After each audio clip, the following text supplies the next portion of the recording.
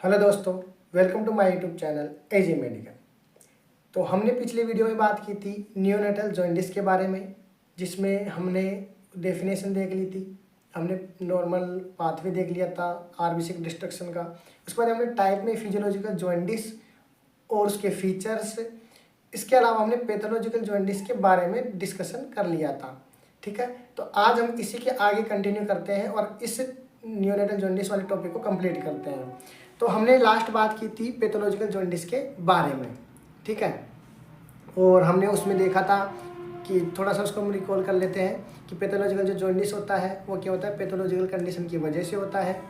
ठीक है, और फिर हमने देखा था कि उसकी इटियोलॉजी हमने पढ़ी थी। इटियोलॉजी में हमने बताया था कि कोई भी पैथोलॉजिकल कंडीशन हो सकती है, जैसे कि हीमोलाइटिक हमने डिजीज पढ़ी थी, जैसे कि आरएच इनकम्पेबिलिटी हो गया, एबीए इनकम्पेबिलिटी हो गया। इसके अलावा हमने बात की थी उसके अंदर कि जो अपना कंजेनाइटल जो स्पेरोसाइटोसिस होता है, ठीक है, आरबीसी स्पेरोसाइटोसिस हो जाता है। हाइपोथायराइडिज्म के बारे में बात की थी हमने, कुछ सिंड्रोम पढ़े थे, क्रिगलार-नजर सिंड्रोम पढ़ा था, रोटर सिंड्रोम पढ़ा था, गिलबर्ट सिंड्रोम पढ़ा था। ठीक है, ये कुछ सिंड्रोम की वजह से जो है उसके अंदर डिजीज देखने को मिलती है। अगर आपने पहले वो वीडियो नहीं देखी है तो मैं उसका लिंक डिस्क्रिप्शन में दे दूंगा, पहले आप वो वीडियो देखिए, उसके आगे फिर हम आज इस टॉपिक को कंप्लीट करते हैं। तो पैथोलॉजिकल जॉन्डिस हमने पढ़ लिया था, उसकी इटियोलॉजी हमने पढ़ ली थी। तो आज हम देखेंगे इसके आगे कि पैथोलॉजिकल जो जॉन्डिस है उसके क्या क्या फीचर्स हो सकते हैं, जैसे हमने फिजियोलॉजिकल में पढ़ा था। ठीक है, तो पैथोलॉजिकल जॉन्डिस के क्या फीचर्स हो सकते हैं, तो बात करते हैं फीचर्स के बारे में।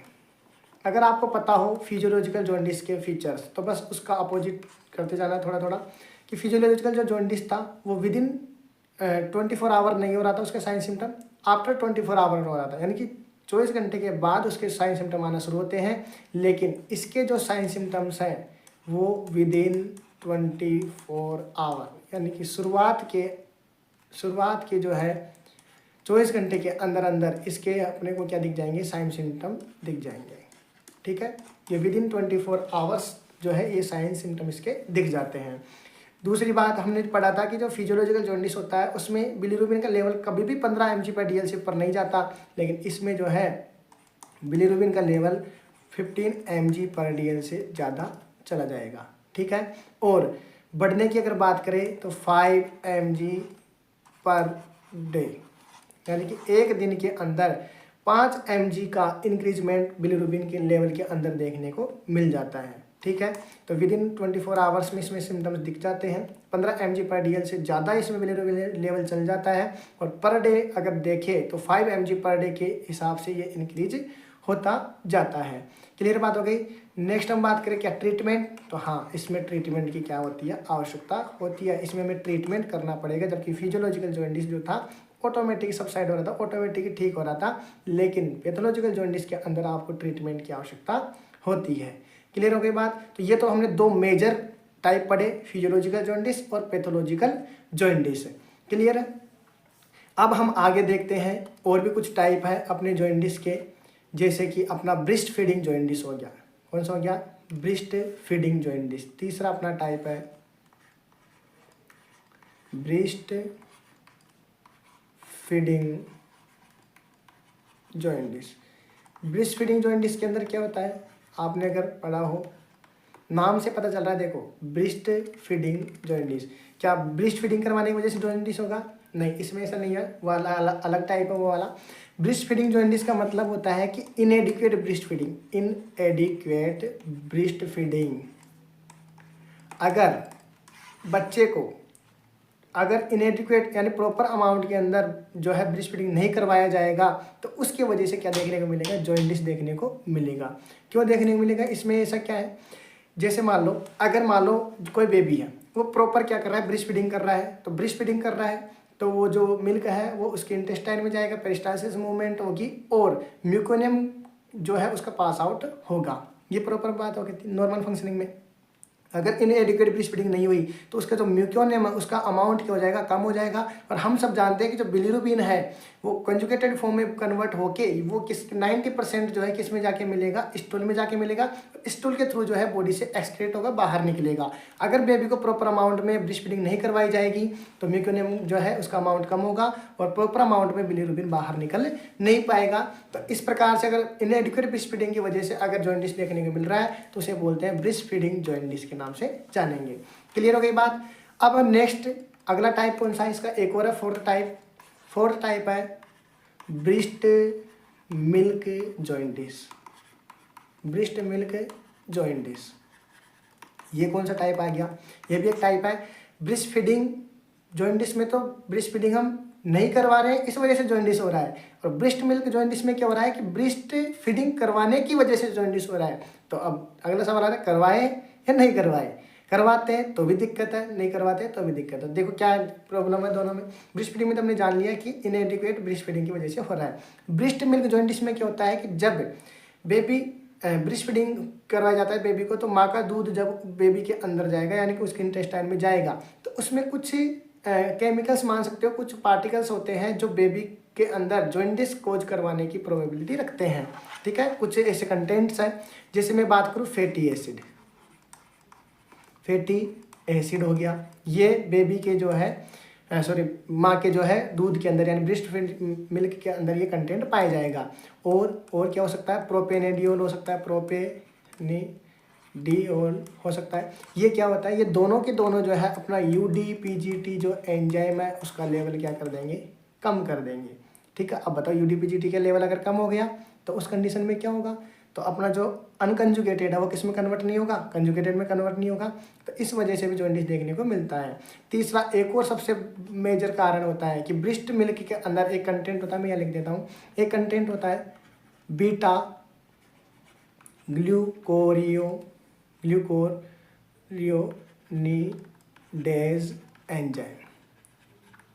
बीटा ग्लूकोरियोनिडेज एंजाइम ये क्या करता है, डीकंजुगेशन का काम करता है। डीकंजुगेशन का मतलब क्या होता है, हमने पढ़ा कि अनकंजुगेटेड जो बिलीरुबिन है वो लीवर बदल देता है कंजुगेटेड बिलीरुबिन के अंदर, लेकिन ब्रेस्ट मिल्क के अंदर ये अपना ये एंजाइम है, ये क्या करता है, डीकंजुगेटेड कराता है। यानी ड्यूडेनम के अंदर जो कंजुगेटेड बिलीरुबिन आ रहा है ये उसको जैसे ब्रेस्ट मिल्क जो है उसके संपर्क में आएगा तो ये उसके अंदर ये एंजाइम होता है, ये वापस से क्या करता है, कंजुगेटेड को वापस कन्वर्ट कर देता है अनकंजुगेटेड में, जिसकी वजह से वो बॉडी से निकल नहीं पाएगा। तो ये जो सारे जो कंटेंट आए हैं ये किसकी वजह से आए हैं, ब्रेस्ट मिल्क की वजह से आए हैं। तो इस प्रकार की अगर वजह से जॉइंटिस होता है उसे बोलते हैं ब्रेस्ट मिल्क जॉइंटिस। तो पिलाने में भी दिक्कत है, नहीं पिलाए तो भी दिक्कत, तो क्या करें, तो अगर ब्रेस्ट मिल्क की वजह से अगर जॉइंटिस देखने को मिल रहा है तो ब्रेस्ट फीडिंग तो करवानी है, प्रॉपर रूप से करवानी है, लेकिन साथ साथ में फोटोथेरेपी का अपने को क्या करना है, यूज कर लेना है। फोटोथेरेपी क्या होती है, एक प्रकार का जॉइंटिस का ट्रीटमेंट है, ब्रेस्ट फीडिंग करवाते रहना है, साथ में फोटोथेरेपी भी चलती रहनी चाहिए। तो ब्रेस्ट फीडिंग जॉइंटिस और ब्रेस्ट मिल्क जॉइंटिस दोनों समझ में आ गया होगा। ब्रेस्ट मिल्क जॉइंटिस क्या होता है कि ब्रेस्ट मिल्क के अंदर कुछ कंटेंट है जो बिलीरुबिन का लेवल बढ़ा रहे हैं, तो उसे बोल देंगे ब्रेस्ट मिल्क जॉइंटिस है। तो ये तो हो गया अपने इसके टाइप के बारे में।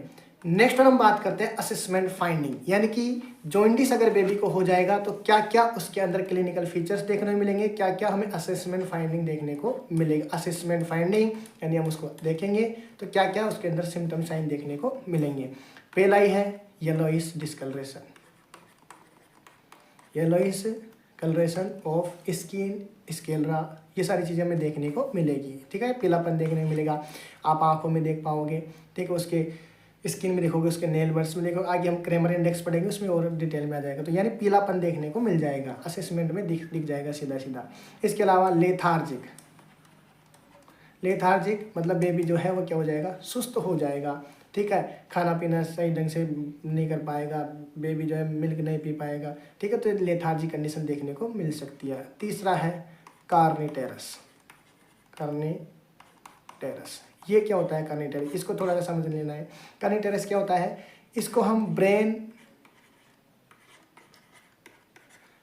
के संबंधित भी मानते हैं, इसको बोलते हैं, इसको हम एक और नाम जानते हैं जॉइंटिस एन्सेफेलोपैथी।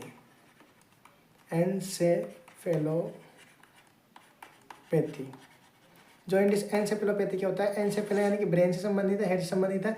तो ब्रेन के अंदर क्या हो जाए, जॉइंटिस हो जाए तो उसे क्या बोलेंगे, कार्निक टेरस साइन बोलते हैं। क्या होता है कि अपना जो बिलीरुबिन है ये पूरे ब्लड में सर्कुलेट करेगा। अगर ये सर्कुलेट करता करता बी मतलब ब्लड ब्रेन बैरियर को अगर इसने पार कर गया, ठीक है, तो ब्रेन ब्लड ब्रेन बैरियर को पार कर गया तो बिलीरुबिन जो है ब्रेन के अंदर ब्रेन में चला जाएगा। ब्रेन के अंदर जाने के बाद जो ब्रेन का जो नॉर्मल फंक्शनिंग है उसमें क्या कर देगा, अल्ट्रेशन कर देगा। उसकी वजह से एनसेफेलोपैथी देखने को मिलेगी। ठीक है, ये हुआ है किसकी वजह से, जॉइंटिस की वजह से हुआ है। इसमें बेबी जो है रोएगा, तीखी आवाज़ निकालने लग जाएगा, तो उसके साइन है ये अलग से दीजी जाएगी जब हम वहाँ पे आगे पढ़ेंगे। ठीक है, एनसेफेलोपैथी में तो ये जो है बिलीरुबिन की वजह से हुआ है। अगर बिलीरुबिन ब्लड ब्रेन बैरियर को पार कर जाए और वहाँ जाने के बाद ब्रेन के जो नॉर्मल फंक्शन है उसमें अल्ट्रेशन कोज कर दे, नॉर्मली जो है अपना बेसल गैंग्लिया जो होता है वो इससे अफेक्टेड होता है, तो उस कंडीशन में हम बोलते हैं कार्निक टेरस साइन बोलते हैं उसको। ठीक है, तो ये कुछ असेसमेंट फाइंडिंग है जिसकी वजह से हम जो नियोनेटल जॉइंटिस है उसमें ये देखने को मिलेगी। अब हम बात करते हैं डायग्नोसिस के बारे में कि ये बीमारी तो हो गई, नियोनेटल जॉइंटिस हो गया, लेकिन हम इसको हम पता लगाएंगे, इसको डायग्नोस करेंगे। तो डायग्नोस करने की क्या अपने पास क्राइटेरिया है, तो डायग्नोसिस तो सबसे पहला ही अपना फिजिकल एग्जामिनेशन, सबको पता है फिजिकल एग्जामिनेशन, क्योंकि अभी हमने पढ़ा कि स्किन कैसी हो जाएगी, येलो इस कलर की हो जाएगी, पीला दिखने लग जाएगा, तो उसको हम असेस करेंगे। तो फिजिकल एग्जामिनेशन, इसमें हम क्या करेंगे, फिजिकल एग्जामिनेशन के अंदर हम सबसे पहले जो प्रायोरिटी में चेक करने वाले वो चेक करेंगे स्केलरा। अपनी जो आई है, आई के अंदर जो वाइटेस्ट जो पोर्शन होता है उसको बोलते हैं स्केलरा। तो ये जो स्केलरा है ये कैसा हो जाएगा, येलोइश कलर का दिखने को मिलेगा। तो फिजिकल एग्जामिनेशन में क्या हो जाएगा, येलोइश स्केलरा। ठीक है, येलोइश स्केलरा देखने मिलेगा। फिर उसके बाद में जो है और अदर जगह हम चेक करेंगे। तो क्या डायरेक्ट नाखून पे चेक कर सकते हैं, दो कंडीशन है, मान लो जॉइंटिस हुआ तो हम क्या प्रायोरिटी रखें, पहले स्केलरा चेक करें, नाखून चेक करें। तो हमें सबसे पहली और प्रायोरिटी पे क्या चेक करना है, स्केलरा चेक करना है। क्यों करना है, क्योंकि जो जॉइंटिस है, ठीक है, जो जॉइंटिस है ये कैसा होता है, अपना सिफेलो कोडल पैटर्न में क्या करता है, ये फैलता है। सिफेलो कोडल पैटर्न क्या होता है, ध्यान देना। सिफेलो यानी कि अपने हेड है, ठीक है, तो सिफेलो कोडल पैटर्न का मतलब होता है कि ये जो हेड से जो है लिम्स की तरफ क्या करता है, फैलता है, स्प्रेड होता है। तो सबसे पहले ये जिसके साइन देखने को मिलेंगे वो कहाँ देखने मिलेंगे, आंखों में, आइज में देखने मिलेंगे। इसलिए हमने सबसे पहले प्रायोरिटी पे क्या चेक करेंगे, स्केलर चेक करेंगे। उसके बाद में फिर अपनी जो स्किन है, नेल बर्ड्स है, यानी नीचे की तरफ जाते जाएंगे। ठीक है, तो इसलिए हमने पहले किसको प्रायोरिटी दी है, स्केलर को, यानी कि आई को दी है। तो ये जो है सिफेलोकोडल पैटर्न में ये फैलता है। तो फिजिकल एग्जामिनेशन में हमने देख लिया। अब क्या होता है, कुछ कंट्रीज है जिसमें जो लोग हैं वो क्या होंगे, बिल्कुल काले होंगे। तो उनके अंदर जो है जो ब्लैक पीपल्स होते हैं उनके अंदर क्या देखने मिलता है, जो ये स्केल रहा है ऑलरेडी क्या होता है, थोड़ी पीली पीली सी होती है। तो उस कंडीशन में हम इसको कहाँ असेस करें, स्किन पे तो साइन बाद में आएंगे, स्किन को चेक करने से कोई मतलब नहीं है। तो उस कंडीशन में हम जो है हार्ड पैलेट को, यानी जो अपना अगर आप टंग को ऊपर की तरफ टच कराओ तो आगे की तरफ का जो पोर्शन है पैलेट का, ठीक है, हार्ड पैलेट जो है इसके अंदर इसको यहाँ से असेस करेंगे। यहाँ पे हमें येलोइश कलर देखने को मिलेगा, जो यो म्यूकस मेम्ब्रेन अपने हार्ड पैलेट की, तो वो येलोइश कलर देखने को मिलेगी। ठीक है, तो ये फिजिकल एग्जामिनेशन में ध्यान रखना है कि येलोइश कलर देखने मिलेगा। स्केलरा अगर डार्क पीपल है तो उसमें हार्ड पैलेट का हम यूज करने वाले हैं। क्लियर हो गई बात। इसके अलावा और भी कोई डायग्नोसिस करने के लिए इंस्ट्रूमेंट है क्या, हाँ, एक अपना है, एक मैं आपको उसका डायग्राम दिखा देता हूँ। ट्रांस क्यूटेनियस, ठीक है, क्या है ये ट्रांस क्यूटेनियस। इससे हम किस जगह पे असिस करेंगे, स्टर्नम पे। कहाँ असिस करेंगे इसको, स्टर्नम पे। ये कुछ डिवाइस है, ये अपना बेबी है, ये क्या है, अपना बेबी है। इसकी जो स्टर्नम साइट है, इस स्टर्नम साइट के ऊपर हम क्या करेंगे, इस डिवाइस को रखेंगे। और डिवाइस को रखने के बाद इसमें कुछ अपने को फाइंडिंग देखने को मिल जाती है। ठीक है, तो ये बता देता है। तो इस डिवाइस की वजह से हम क्या कर लेते हैं, अपने जॉइंटिस को असेस कर लेते हैं। क्लियर बात। लेकिन ये इसका यूज हम कब नहीं करेंगे, ये भी कन्फर्मेटिव टेस्ट नहीं है। ठीक है, हमने जो डायग्नोस करेंगे अभी से इसमें कोई सा कन्फर्मेटिव टेस्ट नहीं है। तो इसको हम कब यूज नहीं करना, अगर प्री टर्म बेबी है। हम सब जानते हैं कि प्री टर्म बेबी के अंदर जो स्किन है वो कैसी होती है, लेथार्जिक होती है, सॉरी लेथार्जिक क्या, लाल लाल कलर रेडनेस पाई जाती है, और बिल्कुल कैसी होती है, सॉफ्ट होती है।